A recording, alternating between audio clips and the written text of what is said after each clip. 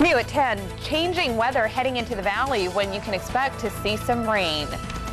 Plus, we're live with an update on the Monte Carlo fire investigation. What must happen before the resort can reopen?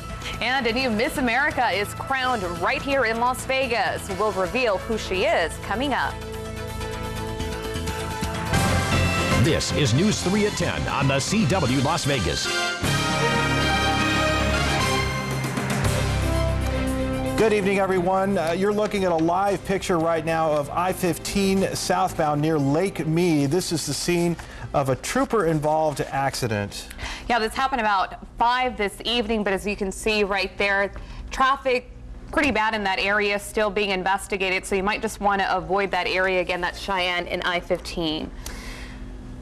Meantime, we have been talking about the chance of rain in the desert for days now, and now it appears it's almost here. Yeah, Robert Santos joins us now to tell us when it's expected to arrive. What's going on, Robert? Yes, well, as expected, the clouds started to increase and more moisture moving down to the forecast area. This is what the local radar is showing right now. We definitely have some moisture starting to move into the area. This could just be light showers out there, or it could just be some moisture in terms of virga, not really reaching the ground. But yeah, it is definitely moving our way. You can see this band of showers still out there in San Bernardino County. We'll zoom out a little bit. Well, first, before we do that, I want to show you what the cloud cover looks like in the afternoon, and then clouds started to increase, all coming from the south as this subtropical moisture is moving into our area. Look at this. Now the area completely socked in right now. Very, very cloudy tonight all across. Here's that major Pacific storm, subtropical moisture coming in. Look at this, all of the California coast for the most part.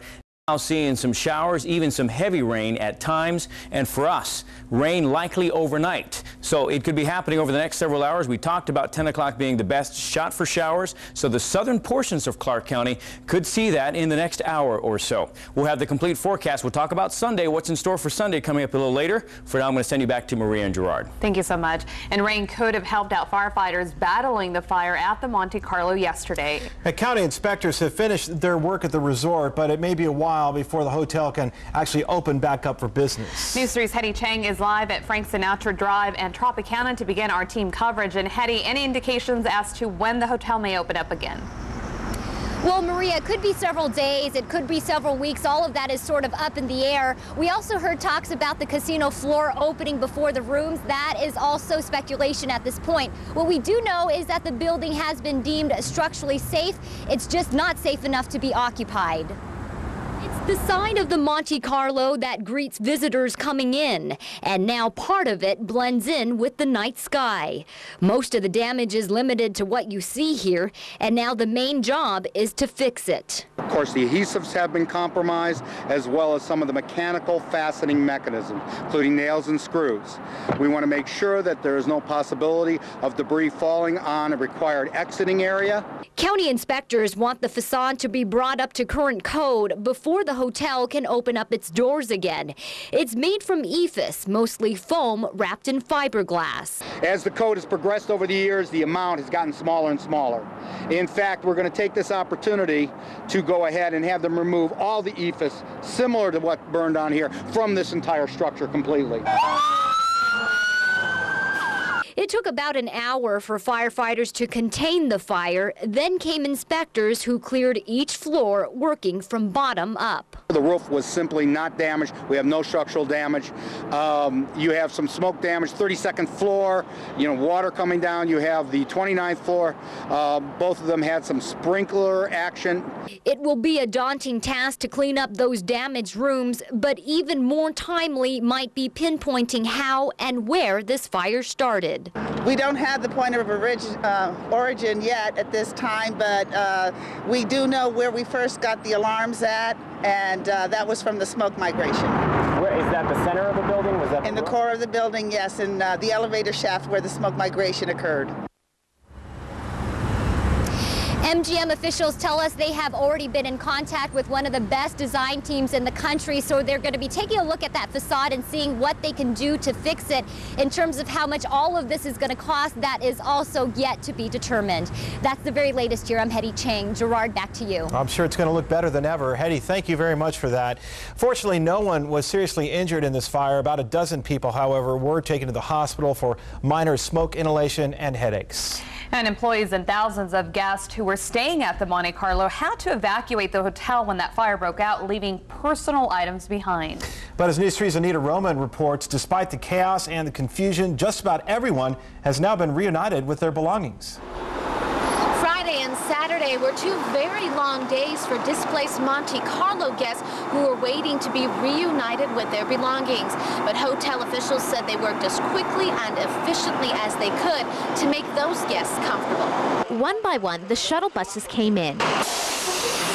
On board, the eager guests who were displaced by the fire that engulfed the facade of the Monte Carlo Hotel and Casino. We were communicating with them. We weren't calling their rooms. We weren't waking them up. We were turning on the message light. County officials let the first group of guests back into the Monte Carlo at 8 p.m. Friday night. Guests who were staying on floors 3 through 26. Hotel officials say that staff worked through the night to get the guests what they needed. We immediately started reuniting displaced guests with their personal belongings. We had shuttles to take them from their new hotels to the Monte Carlo. We checked them in, got them with an escort who took them up to their rooms, helped them gather their things. Bellman helped them take things back down to the shuttle, and they were delivered back to their new hotels. By Saturday afternoon, nearly all 2,400 rooms on floors 3 through 26 were clear. At 4 p.m. Saturday, county officials released floors 27 through 32 to the hotel. I'm just trying to figure out how to get my car out of the valet at this point. I'm a diabetic, so I have to take my medicines every day. So I don't want to be without them. So I don't know how long it's going to be before we get back into the hotel. Throughout the night, accommodations were made for guests on the top floors to retrieve urgently needed items such as keys, prescription medicines, and passports. Hotel officials say getting through this ordeal was a real team effort. That's a testament to the cooperation of everyone from not only Monte Carlo but from the sister hotels.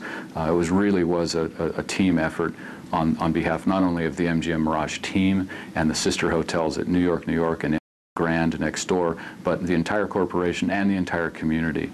We had offers of assistance from just about everyone you can think of, and we really appreciate the way that the community came together to help us out and to help our guests out. Now, along with guests, at 4 p.m., all Monte Carlo employees were also allowed back in the building to retrieve any personal belongings they may have left at workstations or in their lockers. Those employees who are returning to the hotel are being asked to use their normal employee entrance. Anita Roman, News 3. MGM Mirage says despite the Monte Carlo being closed, many employees were on site all day today helping guests and also starting to clean up the hotel.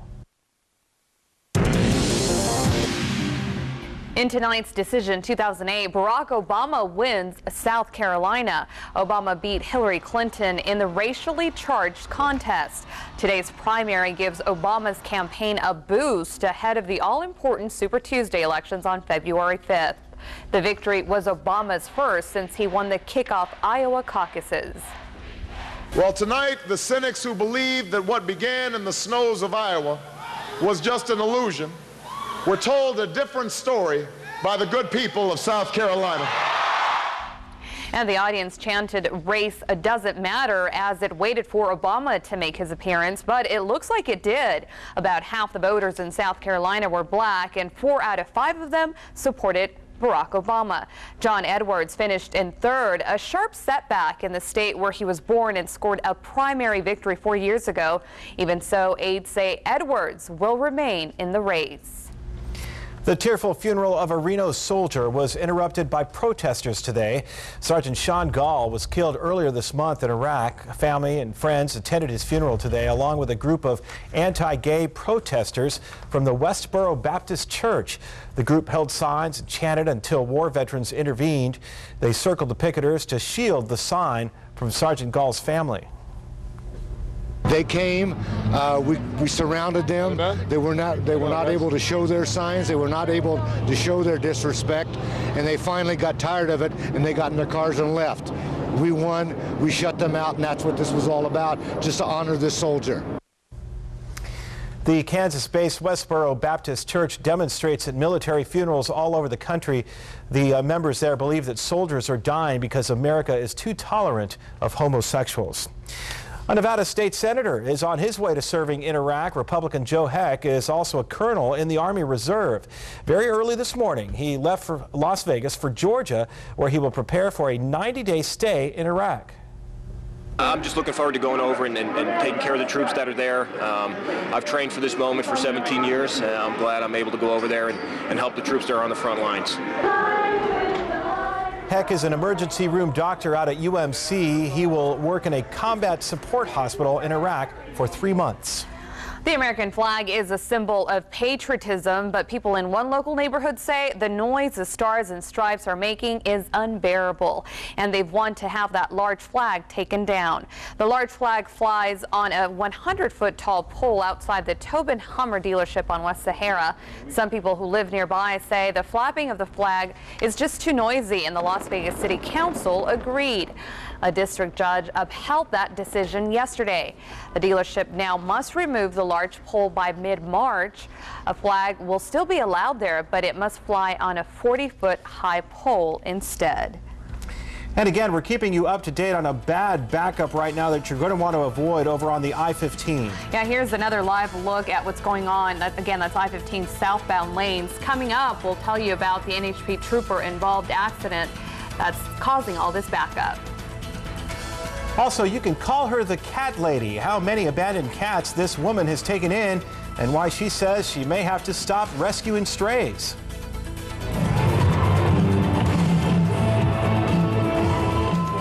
And later, what's red and purple all over? A new attempt at a Guinness World Record. What these ladies are hoping to achieve. That's coming up next. Stay with us. Here's another live look now at the southbound lanes on I-15. It's been backed up for nearly 4 hours after a Nevada highway trooper rolled over in his car there. It happened around 5 this evening on Lake Mead Boulevard near I-15. NHP officials say the trooper was responding to a call when he lost control of the car, slid off the roadway, and then flipped. The trooper had to be extricated from the vehicle and was taken to UMC Trauma as a precaution. We're told that he only received minor injuries in the crash and was treated and released. Definitely want to avoid that area if at all possible. Well, if you're heading out tonight at all, definitely slow down and buckle up, especially if you're going to be near Flamingo. Extra Metro officers are watching that road between I-15 and Rainbow. They're looking for speeders and drunk or aggressive drivers. Metro says they chose this area of Flamingo because it is prone to accidents. Another sign of post-Katrina recovery in New Orleans. Hundreds in St. Bernard Parish welcomed home the crew of gladiators. The crew paraded through suburban New Orleans today for the first time since Hurricane Katrina ruined many of the houses and businesses along its traditional route more than 2 years ago. One float had the words, "We're back," painted on it. A crew is a private social club that sponsors parties and parades as part of Mardi Gras festivities. Mardi Gras is on February 5th. A woman in Pennsylvania who opened up her home to a growing number of stray cats is running out of room. Kim Green began taking in abandoned cats several years ago. Look at that. She even built a new home in order to create more space for them. Green currently has 58 cats in all in her care, and she's starting to feel the financial and physical strain of tending to so many. She says she goes through a massive amount of cat food each month, you can only imagine, and she actually needs volunteers to help play with the animals. She says she does it to keep the cats from being put to sleep, but admits she can no longer care for any more cats. Well, let's hope she gets the volunteers she needs. Yeah, maybe Robert Santos would like a brand new kitty to take home. You put me on the spot, because actually growing up I was afraid of cats. Yeah, what? Coming out now. Yeah, my neighbor had about 20, 30 cats, and yeah, they always cried at night just like babies, and it scared. There you go. The truth comes out now, everybody. But now, I'm warming up to them now. Okay. All right, let's talk about weather, because there are definitely some changes on the way. Tonight's first look, rain is likely overnight. We're starting to see some moisture move into the forecast area. Cloudy conditions at the very least, but rain on and off. And we're looking at definite rain when we wake up. Well, when you wake up at 6 a.m., if that's the case for you. 45 degrees and winds will be light tomorrow. And then in the afternoon, things will be changing. Current conditions are across our WaterSmart neighborhood stations. We're looking at light winds all across right now in the single digits. And in terms of temperatures, we're going to see that switch in just a minute here, just a second rather. Temperatures now down into the 40s in many locations. Lakes East, Spring Valley, 48, North Las Vegas, the same there, and Henderson down at 49. So definitely cloudy tonight, and the rain getting closer, and even some of the mountain snow that we're expecting. We're looking at a wet and then breezy in the afternoon on Sunday as this storm starts to move on out of the area. 50 degrees for a current temperature at McCarran. Winds are calm, and the high temperature today got up to 57. 57 and 43 for official numbers. 56 or 58 rather, and 38 are the average temperatures for this time of year. Overnight lows, this is how low we're going to go tonight. 40 for Sandy Valley, 38 for Prim, Searchlight 38 as well, and then things warming up into the 50s mainly all across. And Mount Charleston though getting up to about 35 degrees, and snow is likely. They're expecting up to about 8 inches of snow up in the mountains. We do have a winter storm warning. It just changed just minutes ago from a winter storm watch to a warning, and that is through Monday. That's for the Sheep Mountain Range, Spring Mountain Range as well, and for mountains all up to the counties north of us, Nye and Lincoln counties as well. Now let's take a look at the current radar readings. We're seeing some moisture start to move on in. Definitely the clouds have moved in. This is what the satellite shows. Lots of clouds in the area, and that is likely going to continue as this storm, look at this, a massive Pacific storm moves in, already bringing lots of rain to California, and this is just going to continue to move inland, and then things start to change later on Sunday evening. Conditions improve. So here's what we're looking at tomorrow. We're looking at showers likely during the day, Maria, and at 3 p.m. 54, and then the Santos 7-day looks like this. Temperatures in the 50s all week. We dry up once again Monday, Tuesday, and another slight chance for showers comes in around that time. Maria? Thank you so much, Robert. Well, a new Miss America is crowned right here in Las Vegas tonight. Miss Michigan, Kirsten Hagelin. 19-year-old beauty beat the other two finalists from Indiana and Washington for the big title. The University of Cincinnati music student sang Over the Rainbow in the pageant's talent competition. Along with the crown, Miss America takes home a $50,000 scholarship. The pageant was held at the Planet Hollywood Resort Casino right here. Now here's an interesting fact. The new Miss America has beauty queen in her blood. Her grandmother was Miss Michigan in 1944. See, she handed down the gene. There you go. All right, congratulations to her. The Wranglers returned home tonight for the first time in their season's second half. Rick Strasser will tell us how they did. Plus, the Runnin' Rebels look to take first place in the Mountain West. That's coming up next in sports on News 3 on the CW Las Vegas. Stay with us. Welcome back. Lorenzo Wade went to Cheyenne High School. Billy White went to Green Valley High School. They both grew up in the same apartment complex as kids. Now the two Las Vegans are starting for San Diego State. Today, the Runnin' Rebels face the Aztecs for first place in the Mountain West. On Wednesday, it was Wink Adams who dropped in a career-high point total. Today, well, that belonged to Corey Bailey. Here he buries 3 of his 15. After leading by 2 at the half, UNLV opened up a 9-point lead. Back come the Aztecs behind Wade and White. Lorenzo Wade backing in finds White underneath for the jam. Only 19 combined points for the Las Vegas Connection, however. Later, Wade in the drop step in traffic. It's in to cut the Rebel lead down to 1. Joe Darger was huge for UNLV today after Wink Adams is blocked by Wade. Darger is there for 2 of his game-high 19. 10 boards, too. Tied at 69. Final 30 seconds. Curtis Terry, who was quiet throughout, makes some noise. Bottom. A long triplet to put the Rebels up by 3. Last chance for San Diego State. Kyle Spain, he will try to tie things up with a 3, but no. Rebels haul it in to win a huge game on the road. 72-69 the final score. Rebels now 15-4. A very big win on the road. But it's big, knowing that they were first in the league. We go down here and got a piece of first place now, and to beat a good team at their home, we can build on this for the rest of the year. That's a tough place to play. We haven't won this since I've been here. The last time they won was about 3 or 4 years ago. So, you know, it was a good win. It always feels good to win down there. Other conference action today, New Mexico and BYU. 3 more Las Vegans in action. Michael Lloyd, Jonathan Tavernari for BYU, Jamal Smith for the Lobos. All BYU, though. Miles underneath, gets the bucket and 1. Then Sam Burgess on the wing with the catch and shoot from 3. Cougars by 27. Las Vegas Connection here. Lloyd to Tavernari for another 3. Yeah, you betcha. BYU wins large, 83-79. 66. Lady Rebels in action tonight at home against San Diego State as well. First half, Shamila Hampton inside strong to the hole, plus the and one. Lady Rebels down just 6 for Lady Aztecs. Kate Everland hits the triplet. San Diego State led by 11 at the half. Second half, Sequoia Holmes, strong move to the hoop. Add the foul on this one, but too much from San Diego State. Lady Aztecs' first win in Las Vegas in 11 years, 77-55, or 75-55. Final score. Wranglers opened the second half of their season successfully last night with a 1-0 win in Utah.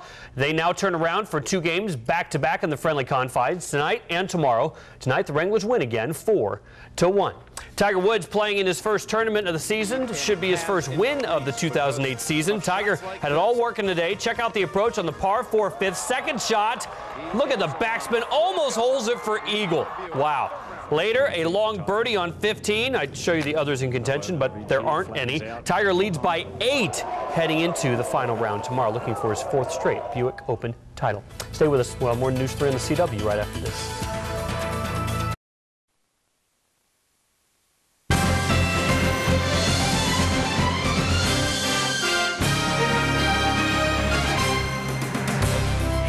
The Red Hat ladies are in town trying to set a new Guinness World Record. More than 1,600 Red Hat ladies don their famous purple dresses and those red hats to try to get the most people in a chorus line.